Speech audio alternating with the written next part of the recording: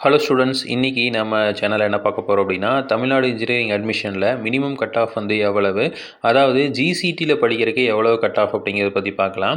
So கோயம்புத்தூரில் GCD வந்து ரொம்ப வருஷமாக வந்து இருந்துகிட்ருக்கு. ஸோ இதில் வந்து ஒரு கிரேஸ் வந்து இருந்துகிட்ருக்கு. ஸோ ஜிசிடி, பிஹெச்டி டெக் இந்த ரெண்டு தான் வந்து கோயம்புத்தூரில் ரொம்ப கிரேஸ் உள்ள ஒரு காலேஜ்னு சொல்லலாம்.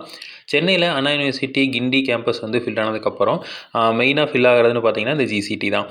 ஸோ அந்த மாதிரி ஒரு நல்ல ஸ்கோப் உள்ள ஒரு காலேஜ். ஸோ இது வந்து ரொம்ப நாளாக இருக்கிறதுனால ப்ரொஃபஸர்ஸ் நிறையா இருக்காங்க, ஃபெசிலிட்டிஸ் நிறையா இருக்குது, சென்டர் ஆஃப் எக்ஸலன்ஸ் வந்து நிறையா வச்சுருக்காங்க, நிறைய கவர்மெண்ட் ஃபண்டிங்ஸும் வந்து வாங்கியிருக்காங்க. ஸோ அதனால் வந்து இந்த காலேஜ் வந்து நம்ம ப்ரிஃபர் பண்ணலாம். ஸோ இதில் மினிமம் கட் ஆஃப் எவ்வளோன்னு பார்க்கலாம். ஸோ மொத்தம் வந்து 9 கோர்ஸ் இருக்குது. பிஹெச்டி டெக் மாதிரி வந்து அதிக கோர்சஸ் கிடையாது. ஸோ மினிமம் கோர்சஸ் தான். ஸோ இப்போ இதில் வந்து ஃபஸ்ட்டு வந்து சிவில் இன்ஜினியரிங்கில் பார்த்தீங்க அப்படின்னா மினிமம் கட் ஆஃப் வந்து ஓசிக்கு வந்து 182, அதே பிசிக்கு வந்து 175, பிசிஎம்க்கு 170, எம்பிசிக்கு 174.5, நெக்ஸ்ட் வந்து எஸ்சிக்கு வந்து 173, எஸ்சிஏக்கு 153, எஸ்டிக்கு வந்து 157. ஸோ சிவில் பொறுத்த வரைக்கும் இப்போ வந்து பெரிய ஸ்கோப்ஸ் வந்து கம்மியாக இருக்குது. அதாவது சிவில் இன்ஜினியரிங் ஆப்பர்ச்சுனிட்டிஸ் நிறையா இருக்குது, இருந்தாலும் வந்து மாணவர்கள் சேரக்கூடிய அளவு பர்சன்டேஜ் பார்த்திங்க அப்படின்னா குறைவாக இருக்கிறதுனால வந்து இந்த கட் ஆஃப்கே வந்து கிடைக்குது. ஸோ ஜிசிடியில் சிவில் அண்ட் மெக்கானிக்கல் ரொம்ப சூப்பராக இருக்கும். நீங்கள் கண்டிப்பாக வந்து படிக்கலாம். அதுவும் வந்து பிஹெச்டி டெக் வந்து மெக்கானிக்கலுக்கு ரொம்ப பெஸ்ட்டாக இருக்கும். அப்படி அதே மாதிரி சிவிலுக்கு வந்து ஜிசிடி வந்து ரொம்ப பெஸ்ட்டாக இருக்கும்.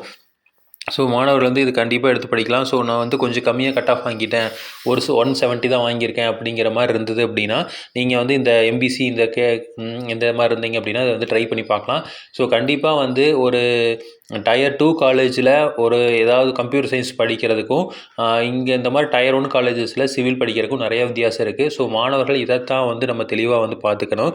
ஏன்னா வந்து இப்போது ஃபார் எக்ஸாம்பிள் வந்து ஒரு டயர் 2 உள்ள ஒரு காலேஜ் இருக்குன்னு வச்சுக்கோங்க, அதில் வந்து நம்ம கம்ப்யூட்டர் சயின்ஸ் படிச்சிங்க அப்படின்னா நமக்கு வந்து இன்ஃபோசிஸ்லேயோ டிசிஎஸ்லேயோ வேலை வாங்கி தருவாங்க அப்படிங்கிறது டவுட்டு தான். ஆனால் கண்டிப்பாக வந்து ஜிசிடியில் நீங்கள் படிக்கிறீங்க, சிவில் இன்ஜினியரிங் படிக்கிறீங்க அப்படின்னா இதில் வந்து அடுத்த ஆப்பர்ச்சுனிட்டியும் அதிகம். அதாவது பார்த்தீங்கன்னா நீங்கள் அடுத்து எம்இ பண்ணலாம். ஸோ எம்இ வந்து கேட் எழுதி அந்த மாதிரி போகிறக்கு உண்டான பாசிபிலிட்டிஸ் நிறையா இருக்குது. ரெண்டாவது வந்து அங்கே இருக்க ப்ரொஃபஸர்ஸோட இன்ஃப்ளூயன்சஸ் வந்து நிறையா இருக்கும். ஸோ அதனால் வந்து அது மூலமாக நீங்கள் எல்என்டி இந்த மாதிரி ஒரு பெரிய கம்பெனியில் பிளேஸ்மெண்ட்ஸ் வாங்குறதுக்கும் வந்து வாய்ப்புகள் இருக்குது. ஸோ அதனால் வந்து நீங்கள் சிவில் வரை இங்கே படிக்கலாம். நெக்ஸ்ட்டு வந்து கம்ப்யூட்டர் சயின்ஸ் இன்ஜினியரிங். ஸோ இப்போ வந்து கம்ப்யூட்டர் சயின்ஸோட கிரேஸ் வந்து அதிகம். அதனால் வந்து 196க்கு வந்து ஃபில் ஆயிடுது.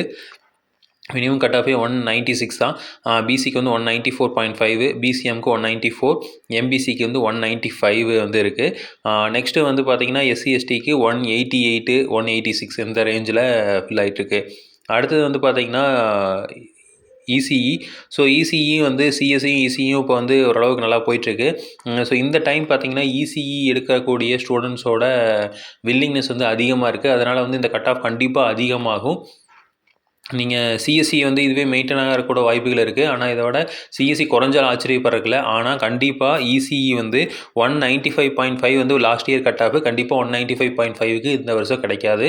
கண்டிப்பாக 196.5, அதாவது ஒரு மார்க்காவது கண்டிப்பாக இன்க்ரீஸ் ஆகிருக்கும். அடுத்து பிசிக்கு வந்து 194, பிசிஎம்க்கு 194, எம்பிசிக்கு வந்து 193, அடுத்து எஸ்சிக்கு வந்து 187, எஸ்சிஏக்கு 194 வந்துருக்கு, எஸ்டிக்கு 189.5 வந்துருக்கு. நெக்ஸ்ட் வந்து ட்ரிபிள்இ. ஸோ ட்ரிபிள்இயும் வந்து இந்த தடவை கிரேஸ் அதிகமாக இருக்குது. ஸோ கண்டிப்பாக ட்ரிபிள்இ வந்து 190க்கு கிடைக்கும் அப்படின்னு நினச்சிங்கன்னா கண்டிப்பாக கிடைக்காது. ஏன்னா இப்போ வந்து ட்ரிபிள்இ மெக்கானிக்கல் சிவில் எடுக்கக்கூடிய பர்சன்டேஜ் அதிகமாக இருக்குது அப்படின்னு டைம்ஸ் ஆஃப் இந்தியாவிலேயே வந்து நம்ம போஸ்ட் பண்ணியிருக்காங்க. ஸோ கண்டிப்பாக வந்து ட்ரிபிள்இ இந்த தடவை வந்து அதிகமாக பேர் கேட்குறாங்க. ஸோ அதனால் வந்து ஓசி 192.5 லாஸ்ட் இயரு, கண்டிப்பாக இந்த தடவை 194ஆவது இருக்கும். அடுத்து பிசிக்கு வந்து 191, எம்பிசிக்கு வந்து 191, அடுத்தது வந்து எஸ்சிக்கு 180.57, எஸ்சிஏக்கு 176 வந்து இருக்குது. நெக்ஸ்ட் வந்து இன்ஸ்ட்ருமெண்டேஷன் அண்ட் இன்ஜினியரிங்கு, அதாவது எலக்ட்ரானிக்ஸ் அண்ட் இன்ஸ்ட்ருமெண்டேஷன் இன்ஜினியரிங் வந்து ஓகே தான். பட் வந்து என்னென்னா இந்த மாதிரி காலேஜஸில் படித்தா மட்டும்தான் ஸ்கோப் இருக்குது.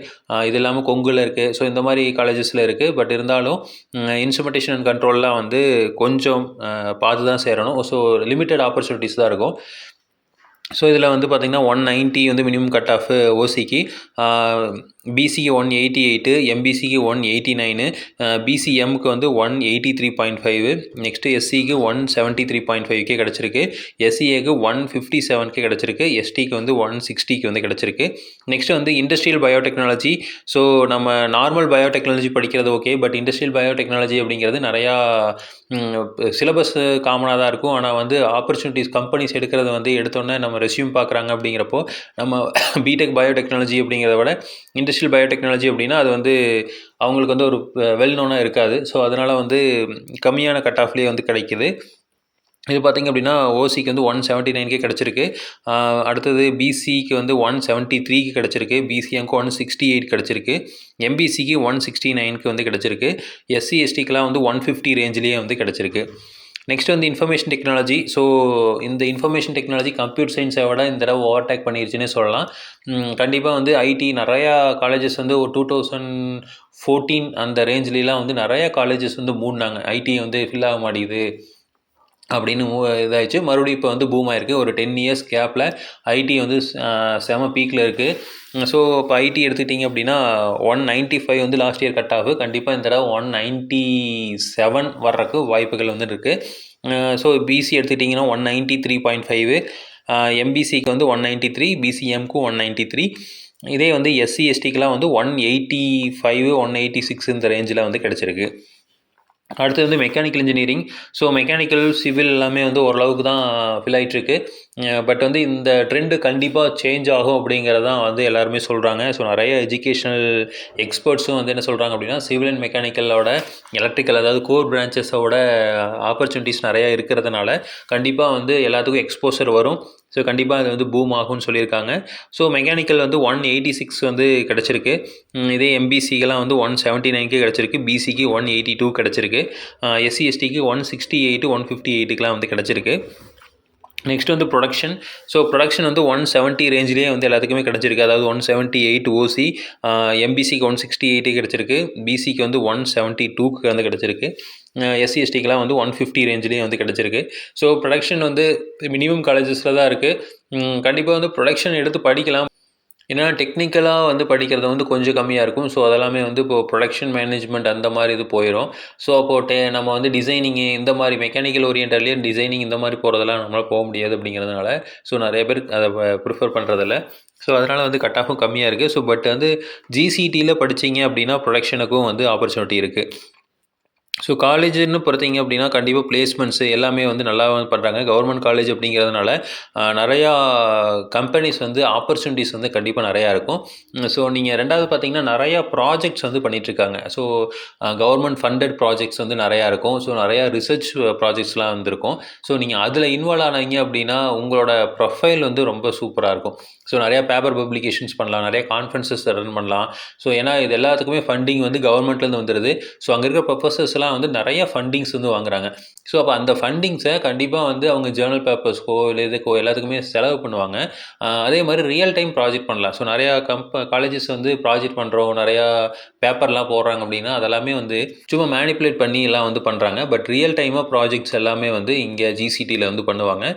ஸோ ஜிசிடி எடுக்கிறதுக்கு வாய்ப்பு இருந்தது அப்படின்னா கண்டிப்பாக ஜிசிடி எடுங்க. ஸோ பெட்டர் கேரியர் இருக்கிறதுக்கு வாய்ப்புகள் நிறையா இருக்குது. ஸோ இதே மாதிரி இன்ஃபர்மேஷன் உங்களுக்கு தொடர்ந்து வேணும் அப்படின்னு எங்கள் சேனலை சப்ஸ்கிரைப் பண்ணுங்கள். தேங்க்யூ.